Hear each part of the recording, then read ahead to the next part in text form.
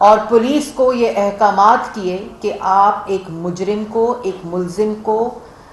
एक इश्तिहारी को, जिसको अदालत बुला रही है 18 अगस्त 2023 से, इलेक्शन कमीशन के बाद से अदालतों के अंदर मतलूब हैं और पेश नहीं हो रहे, जो मुल्की मफादात से खेलते हुए भी नहीं डरता, साजिश करते हुए भी नहीं डरता, आइन तोड़ते हुए भी नहीं डरता, पार्लिमान की आइन शिकनी करते हुए भी नहीं डरता,